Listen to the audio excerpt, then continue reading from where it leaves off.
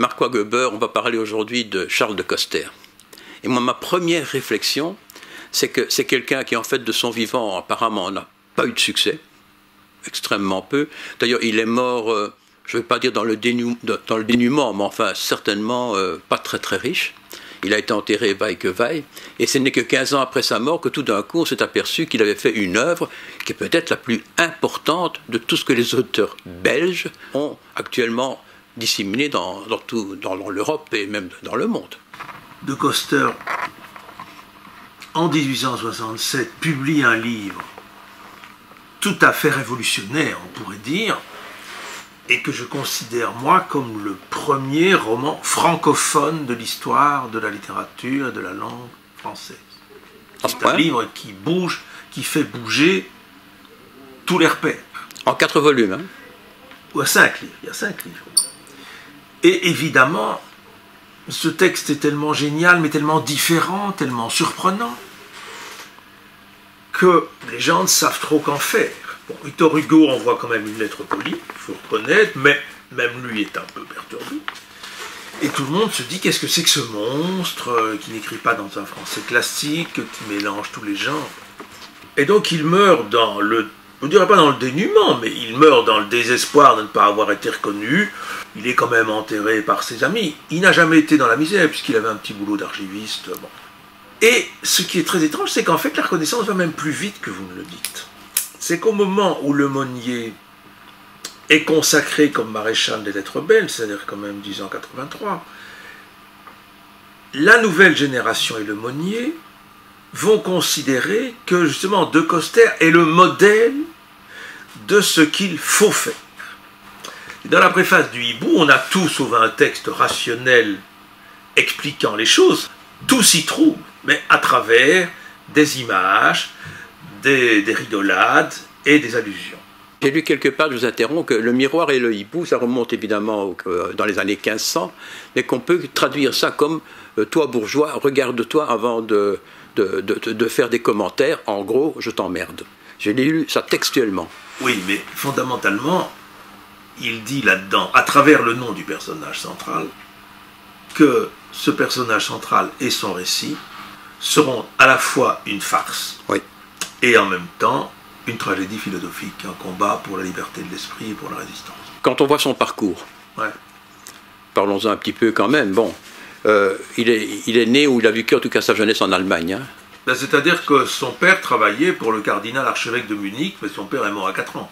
Oui, c'est ça. Et donc il est né en effet à Munich, dans les grands palais ecclésiastiques, où son père joue un rôle important. Sa mère le rapporte. Elle le ramène à Bruxelles, dont elle est originaire. Non, elle est utoise, sa mère. Elle est utoise, c'est son père de Ypres. Hein. Ouais. Bon, mais donc en fait c'est un Bruxellois. C'est un Bruxellois. Bah, c'est un Bruxellois à tous les niveaux. À 4 ans, il est à Bruxelles, quoi. Et il fait des études un peu difficiles. Hein. Il n'était pas très brillant.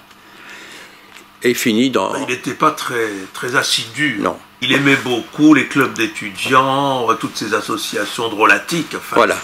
D'ailleurs, il rentre dans le club des joyeux. Hein. Voilà, absolument. Et il a un grand copain qui est aussi un drôlatique, c'est Félicien Roch. Bien d'ailleurs, anticlérical.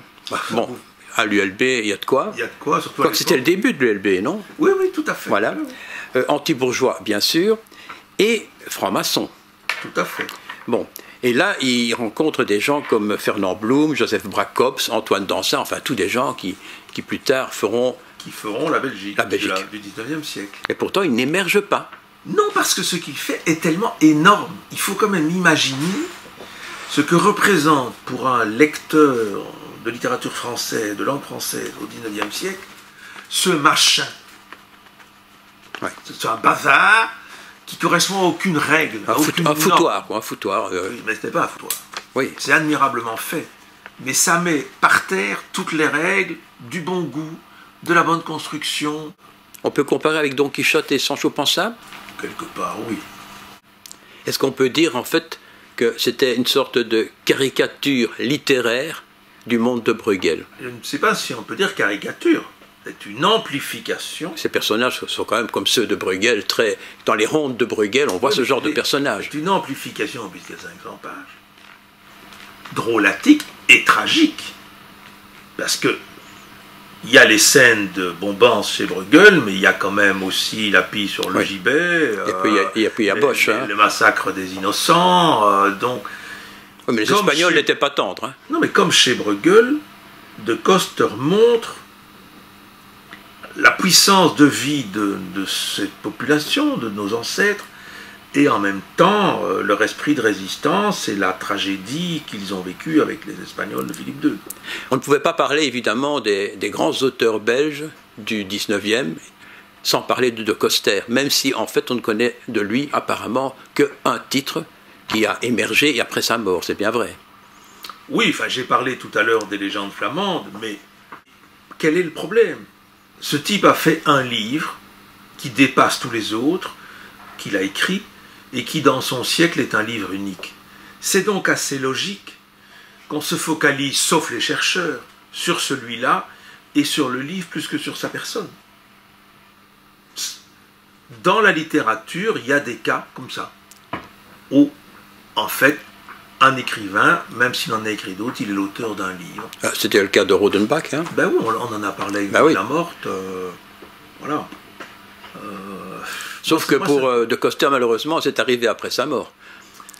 Il n'a pas retiré les bénéfices de son invention majeure, mais bon.